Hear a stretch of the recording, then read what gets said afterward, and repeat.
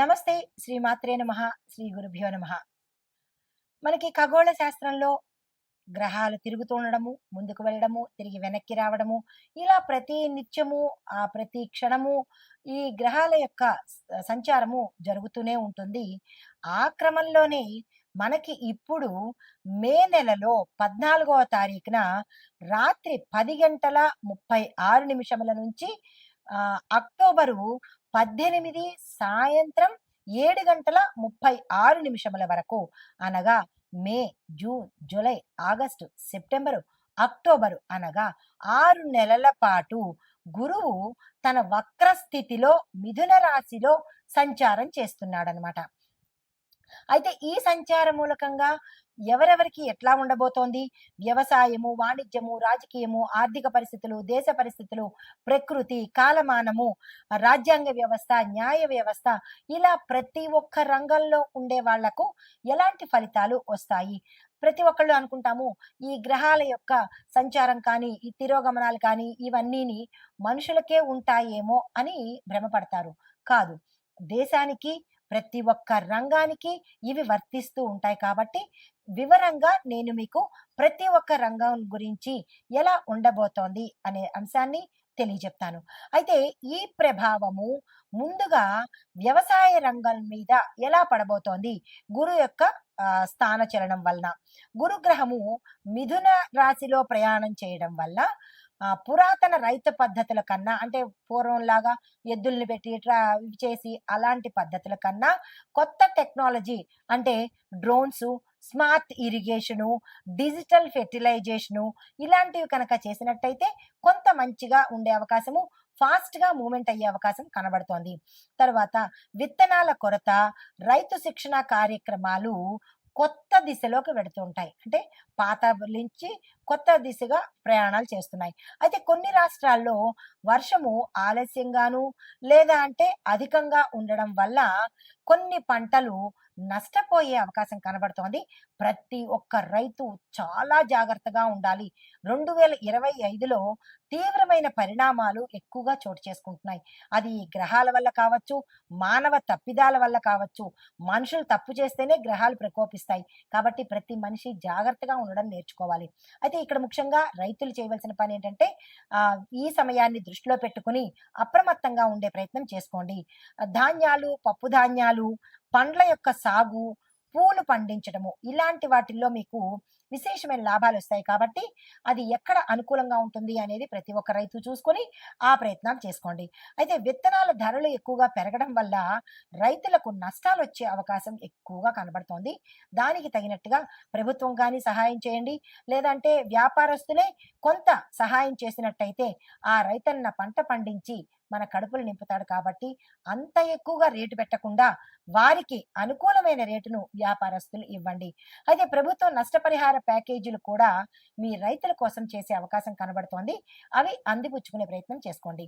అయితే మీకు చెప్పదగిన ఉపాయం ఏమిటంటే, నల్ల గోధుమ విత్తనాలను ఈ నల్ల గోధుమ విత్తనాలతో ఎక్కువగా బృహస్పతిని, అంటే గురువుని ఎక్కువగా పూజ చేయండి. జనరల్ గా అమ్మవారిని పూజ చేస్తాము, భూమాతను పూజ చేస్తాము. దీనితో పాటుగా గురుగ్రహాన్ని కూడా ప్రతి ఒక్క రైతు పూజ చేసినట్టయితే కనుక, ఆ స్వామి పూజ చేసుకుని మీరు సాగు ప్రారంభిస్తే నష్టాలు లేకుండా అనుగ్రహిస్తాడు. అయితే వాణిజ్య ఆర్థిక రంగం ఎలా ఉండబోతోంది, బిజినెస్ అండ్ ఫైనాన్స్ వాళ్ళకి చూసినట్టయితే గురు మిథున రాశిలో సంచారం చేస్తుండడం వల్ల, మిథున రాశిలో ఉండడం వల్ల వాణిజ్య సంబంధాలు, మరీ ముఖ్యంగా ఎక్స్పోర్ట్ ఇంపోర్ట్ రంగాలు చాలా ఆశాజనకంగా ఉండబోతున్నాయి. దీంతో పాటు డిజిటల్ వ్యాపారాలు, ఈ commerce, logistics, edutech, health tech, ఇలాంటి రంగాల్లో పెట్టుబడులు ప్రవాహంగా వచ్చి పడతాయి. అయితే స్టాక్ మార్కెట్లు ఈ హెచ్చుతగ్గుల మధ్య కొంత మళ్ళా అదే స్థితిలో కొనసాగే అవకాశం కూడా కనబడుతోంది.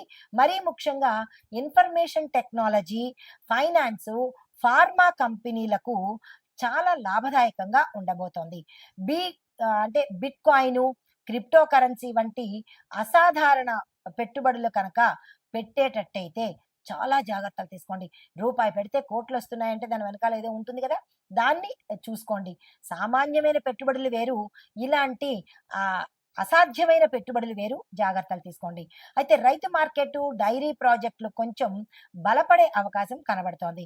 అయితే ఉపాయం ఏంటంటే ప్రతి గురువారము అంటే ఈ వ్యాపారస్తులు గాని, రైతులు గాని ప్రతి గురువారము పసుపును, గోధుమలను దానంగా ఇచ్చుకునే ప్రయత్నం చేసుకోండి. ఇది వ్యక్తిగతం కదా, దేశం కాదు కాబట్టి మీరు మీ ప్రయత్నాలు తప్పనిసరిగా చేసుకోండి. అయితే రాజకీయ పరిణామాలు ఎలా ఉన్నాయంటే పాలిటిక్స్ వైపు పక్షపాత రాజకీయం ఎక్కువగా వృద్ధిలోకి వచ్చేస్తుంది. దీంతో పాటు ప్రజల్లో విచారణ స్వభావము, నాయకత్వ నిరీక్షణ ఎక్కువగా చేస్తూ ఉంటారు ప్రజలు. మధ్యంతర ఎన్నికలు సంభవించే అవకాశం కూడా సూచనప్రాయంగా గోచరిస్తున్నాయి. కొన్ని రాష్ట్రాల్లో గవర్నర్ పరిపాలన కూడా వచ్చేటట్టుగా కనబడుతోంది. 5 రాష్ట్రాల రాజకీయాలు అనగా ఉత్తరప్రదేశ్, పశ్చిమ బెంగాల్, తమిళనాడు, కర్ణాటక, మహారాష్ట్ర అవి కీలకంగా మారే అవకాశం కూడా ఇక్కడ కనబడుతోంది. నూతన రాజకీయ నాయకులు యువత మీద ఎక్కువగా ప్రభావం పడి వారి నాయకత్వము పెరిగే అవకాశం కనబడుతోంది. జాతీయ వేతన సంఘము ఆటోమేషన్ పై చట్టాలు తీసుకొచ్చే అవకాశము, దానితో పాటు సమాజ సేవా రంగాల మీద కూడా మార్గదర్శకాలు అంటే ఒక గైడ్ లైన్స్ ఇచ్చే అవకాశాలు కూడా ఇక్కడ కనబడుతున్నాయి.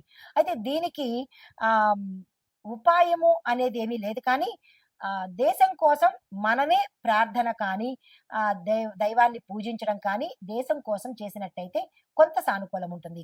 అయితే దేశ పరిస్థితులు చూసినట్టయితే ఎలా ఉన్నాయంటే ఇండియా స్పెసిఫిక్ ఎలా ఉంటుందంటే గురువు బుధ స్థానంలో సంచరించడం వల్ల, బుధ స్థానం అంటే మిథున రాశి అన్నమాట.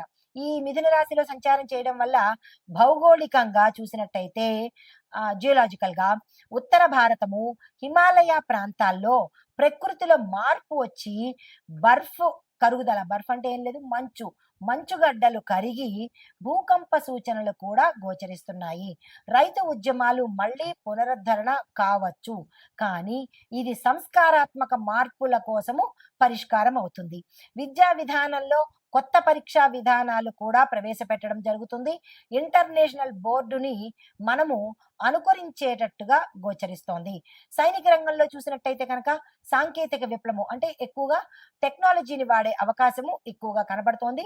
డ్రోన్ ఆధారిత మానిటరింగ్ కూడా జరిగే అవకాశాలు గోచరిస్తున్నాయి. అయితే రక్షణ విభాగాన్ని కనుక చూసినట్టయితే పెద్ద బడ్జెట్ పెట్టుబడులు లభించే అవకాశం కూడా ఇక్కడ కనబడుతోంది. అయితే కాలమాన పరిస్థితులు ఇందాకటి నుంచి అవి చూసాము. ఇప్పుడు కాలం ఎలా ఉండబోతోంది వాతావరణం అంటే కనుక వర్షపాతము, నైరుతి ఋతుపవనాలు అంటే సౌత్ వెస్ట్ మాన్సూన్స్ నెమ్మదిగా ప్రవేశించి జూన్ మధ్య నుంచి సెప్టెంబర్ వరకు ఉధృతంగా ఉండబోతున్నాయి. అయితే గుళిక స్థితిలో ఉన్న గురువు కొన్ని ప్రాంతాల్లో మితంగా కానీ మరికొన్ని ప్రాంతాల్లో మోస్తరు నుంచి అధిక మోస్తరుగా వర్షాలు పడే అవకాశము ఎక్కువగా కనబడుతోంది.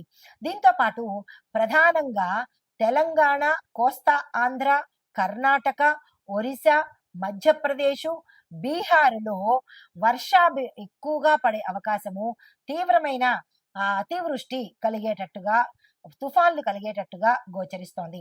అయితే తరువాత వెచ్చని వాతావరణము అనగా మే జూన్లో నార్త్ ఇండియా, రాజస్థాను, ఉత్తరప్రదేశ్, ఢిల్లీ ప్రాంతాల్లో తీవ్రమైన ఎండలు, విపరీతమైన ఎండలు, సెంటిగ్రేడ్స్ పెరిగిపోయేటట్టుగా గోచరిస్తోంది.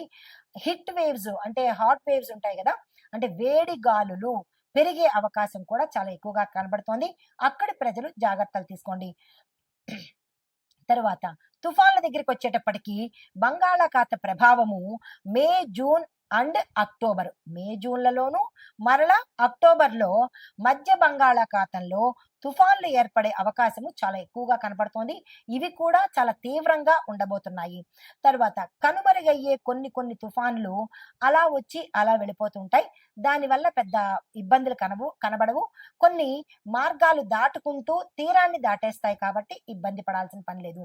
తర్వాత మంచు తుఫానులు, మంచు కరగడాలు ఇలాంటివి జరిగి విపరీతమైన సమస్యలు సృష్టించే అవకాశము ఎక్కువగా కనబడుతోంది. అది నార్త్ ఇండియా సైడు, హిమాలయాల సైడు ఇవి ఎక్కువగా గోచరిస్తున్నాయి. అక్కడి ప్రాంతం ప్రజలు జాగ్రత్తలు తీసుకోండి. తరువాత ప్రకృతి విపత్తులు ఏంటంటే కనుక ఆగస్టు సెప్టెంబర్ సమయంలో పలు రాష్ట్రాల్లో వర్షాలు ఎక్కువగా పడి వరదల్లో ఎక్కువగా వచ్చేటట్టుగా కనబడుతోంది. లోతట్టు ప్రాంత ప్రజలు ఇప్పటి నుంచే జాగ్రత్తలు తీసుకోండి. కనీసం 3-4 రాష్ట్రాల్లో విస్తృతంగా భారీ వర్షాలు, అతి భారీ వర్షాలు, నీటి ముంపు, నదులు పొంగి పొర్లిపోయే అవకాశాలు కూడా గోచరిస్తున్నాయి. ముందస్తు చర్యలు తప్పనిసరిగా తీసుకోండి. దీంతో పాటు కొన్ని చోట్ల రాళ్లు దొర్లిపడి రహదారులు మూసుకుపోయే అవకాశం కూడా ఇక్కడ కనబడుతోంది. జాగ్రత్తలు తప్పనిసరిగా తీసుకోండి. తదుపరి రాశి ధనస్సు రాశి. ఈ ధనస్సు రాశిలో గురు సంచారం వల్ల విద్యార్థులకు విజ్ఞానపరంగా చాలా సక్సెస్ సాధిస్తారు. ఆధ్యాత్మిక విషయాల మీద కూడా వీరికి ఆసక్తి పెరుగుతుంది. మెంటల్ ఫోకస్ వీళ్ళు చాలా ఎక్కువగా చేసుకోవాలి. నిరాశ పడకండి. తర్వాత ఉద్యోగస్తులు కనుక చూసినట్టయితే ప్రభుత్వ రంగాల్లో ఉన్న వారికి ఇది ప్రోత్సాహకరమైన కాలము. ఖాతాల నిర్వహణ మీద బాధ్యతలు పెరిగే అవకాశం కూడా ఇక్కడ కనబడుతోంది. వ్యాపారస్తులకు చూసుకున్నట్టయితే ట్రాన్స్పోర్ట్, రిటైల్ వ్యాపారస్తులకు ఇది చక్కని లాభదాయకమైన సమయము. విద్యారంగంలో పెట్టుబడులు ఎవరైనా పెట్టాలి అనుకుంటే కూడా ఇది చాలా చక్కని సమయము. ఆ దిశగా ప్రయత్నాలు చేసుకోండి. ఆరోగ్యం పరంగా చూసుకున్నట్టయితే పేగులకు సంబంధించి, జీర్ణ వ్యవస్థకు సంబంధించిన సమస్యలు ఎక్కువగా వచ్చే అవకాశం కనబడుతోంది. సూర్య నమస్కారాలు తప్పనిసరిగా చేసుకోండి. వ్యవసాయదారులకు చూసుకున్నట్టయితే కూరగాయలు, పళ్ళ సాగుకు ఇది మంచి సమయము. కాబట్టి ఆ ప్రయత్నం చేసడంతో పాటు మీ యొక్క పంటకు మార్కెట్ ధరలు కూడా విశేషంగా లభిస్తాయి. ఆ ప్రయత్నం చూసుకోండి. అయితే కుటుంబపరంగా చూసినట్టయితే కనుక సంతాన సంబంధిత విషయాల్లో మీకు పేరు ప్రఖ్యాతలు రావడము, సంతోషకరమైన వార్తలు వినడము జరుగుతుంది. కొంతమంది మీ ఇంట్లో పెద్దవాళ్ళు ఉంటే వాళ్ళ యొక్క అభిప్రాయాలతో మీకు ఉపశమనం కలిగే అవకాశము, ఎటూ తేల్చుకోలేని పరిస్థితి నుంచి వారి సలహా మీకు మంచి జరిగే అవకాశం కనబడుతోంది. ఇంకా తర్వాత సినిమా పరిశ్రమలో ఉన్న వారికి చూసినట్టయితే మైత్రి అంటే ఫ్రెండ్షిప్ మీద, దాతృత్వం నేపథ్యంలో ఉన్న చిత్రాలకు మంచి ఆదరణ, భక్తి సినిమాలకు విశేషమైన ప్రచారము, ప్రజలలో ఇష్టము కలిగే అవకాశం ఉంది. ఆ దిశగా ప్రయత్నాలు చేసుకోండి. అయితే మీకు చెప్పదగిన సూచనలు ఓం శ్రీ బృహస్పతియే నమః అనే మంత్రాన్ని 108 సార్లు జపం చేసుకోండి. పసుపు గంధము దానంగా ఇచ్చుకునేటట్టుగా ప్రయత్నం చేసుకోండి. దీనితో పాటు దత్తాత్రేయ స్వామి వారి ఆలయ దర్శనం చేసుకోండి. విద్యార్థులకు నోట్బుక్స్ ను దానంగా ఇచ్చే ప్రయత్నం చేసినట్టయితే గురు అనుగ్రహం చాలా కలుగుతుంది. ఇది ఈ రాశిలో ఉండే వారికి చెప్పదగిన గోచారరీత్యా ఫలితాలు, పరిహారాలు, సూచనలు. అయితే ఓవరాల్ గా కంక్లూజన్ ఏంటంటే సమగ్ర విశ్లేషణ. మొదటిది, వ్యవసాయ వర్షాభావ ప్రాంతాలలో ముందుగా గుర్తించి విత్తనాలను జాగ్రత్తగా నాటుకోండి. రెండవది, వీధి వ్యాపారులు, భవన నిర్మాణ వ్యాపారులు వర్షాల తాకిడికి రక్షణ కోసము మీరు ముందుగా జాగ్రత్త చర్యలు తీసుకోండి. నెంబర్ 3, ప్రయాణికులు వర్షాకాలంలో తుఫానుకు లోనయ్యే ప్రాంతాలకు ప్రయాణం చేయకుండా జాగ్రత్తలు తీసుకోండి. నాలుగోది, ప్రభుత్వము NDRF అంటే నేషనల్ డిజాస్టర్ రెస్పాన్స్ ఫోర్స్ వీళ్ళు ప్రమాద నిర్వహణ శాఖలకు విధి నిర్వహణలు అప్పజెప్పి వాటిని జాగ్రత్తగా అప్రమత్తంగా ఉండి ప్రజలకు న్యాయం చేసేటట్టుగా ప్రవర్తించేటట్టుగా మీరు ఏర్పాట్లు ప్రభుత్వం తీసుకోండి. తర్వాత పల్లె ప్రాంత ప్రజలు రోడ్లు ఇలాంటి మట్టి నేల మీద ప్రయాణం చేసే వాళ్ళు జాగ్రత్తలు తీసుకుని ఆ ప్రాంత నాయకులు ప్రజలకి రక్షణ ఏర్పాట్లు తీసుకున్నట్టయితే కనుక ఈ డిజాస్టర్స్ నుంచి, ఈ విపత్తుల నుంచి కొంత మనకి జాగ్రత్తలు తీసుకుని ప్రాణ నష్టం లేకుండా మనల్ని మనం కాపాడుకున్న వాళ్ళం అవుతాము. నమస్తే.